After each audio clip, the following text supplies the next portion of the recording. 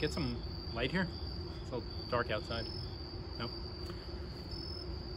I was speaking to a relative, Erev Rosh Hashanah, and was discussing all the things we were busy doing that day and for the past few weeks to help prepare shul for the Yom Noraim.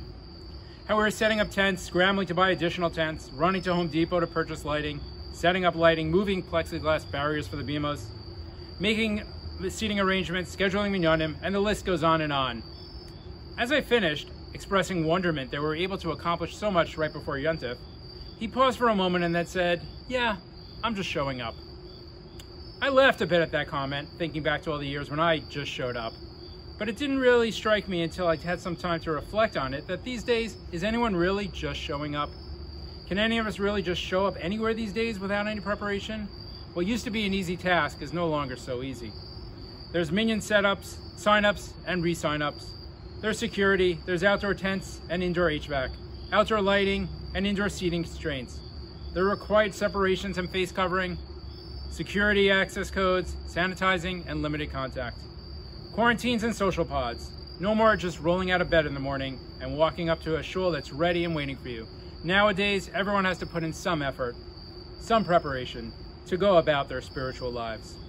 In only a few days, we'll be reading from the book of Yonah. We'll hear the Rav HaChovel, the captain of the ship that Yonah has used to escape Hashem's calling, wake up Yonah as he lay sleeping during the torrential storm that's ripping the ship apart, with the poignant words of Malacha Nirdam. How can you be sleeping?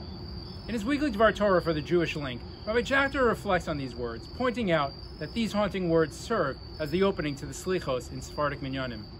It's an expression of disbelief and rebuke of an individual who is in spiritual slumber at a time of great crisis and opportunity.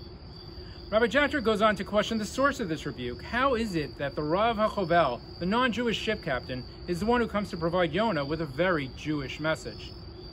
He answers that similar to many other instances in Tanakh and the Gemara, such as Bilam's blessing of Bnei Israel and the Zonah's Musar of Tshuva to Rabbi Elazar ben Dordaya, Hashem often hijacks the voice of individuals throughout history to communicate his message. The challenge that Yonah had at his time of crisis, as do we in ours, is to hear the messages of Hashem and recognize that it is He who is speaking. The past 6 months have been challenging ones for our world, our people, and our Kehillah. It has indeed been a time of crisis, much like Yonah's time at sea. But in the search for silver linings, one thing is definitely apparent, that we've been given the opportunity to demonstrate our commitment to our Kehillah and to our Yadus. Hashem has been talking to us, maybe not through individuals, but certainly through world events.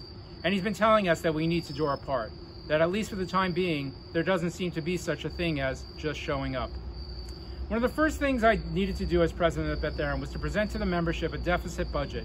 This was the first time I can remember that the board and the membership approved such a budget, and there was a good amount of doubt as to whether we could even meet the deficit budget we proposed. But we were confident that Beth Aaron could pull through. We made it a priority to keep our Kehillah going strong as it related to programming, minyanim, shiurim, and we focused on staying connected to our Kehillah through any means possible. When we felt the time was right to return to shul, so many of us pulled together to get our shul prepped and ready to support our reentry. Whether it was updates to the building infrastructure, modifications of space usage, and protocols to suit distancing needs, evaluation of health considerations and protocols, and basic logistics of building usage, as well as perpetuation of our outdoor minyanim, our members stepped up to serve the needs of our Kehillah. We were committed to making sure Rosh Hashanah and Yom Kippur would be special for all, and that each of our members would find a place that was right for them.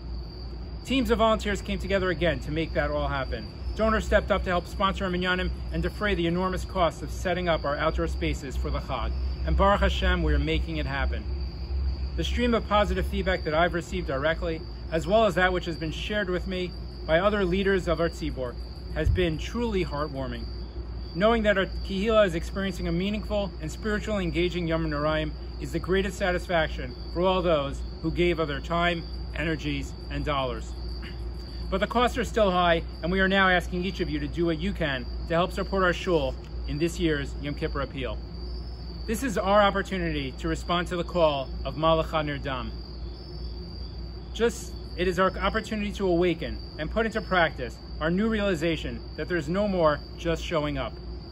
We each need to do our part and help our shul to be to the best of our abilities. Last year, we introduced for the first time our Yom Kippur appeal for funds and for volunteers. and I urge you to consider both this year as well. Please consider contributing generously to Beth Aaron this year with your pledge dollars, your time, and your unique abilities. On behalf of the Board of Directors, I wish you a Gemar Chasima Tova, an easy and meaningful fast, and a renewed sense of dedication and commitment to the Kehillah and to our spiritual lives this coming year. Thank you.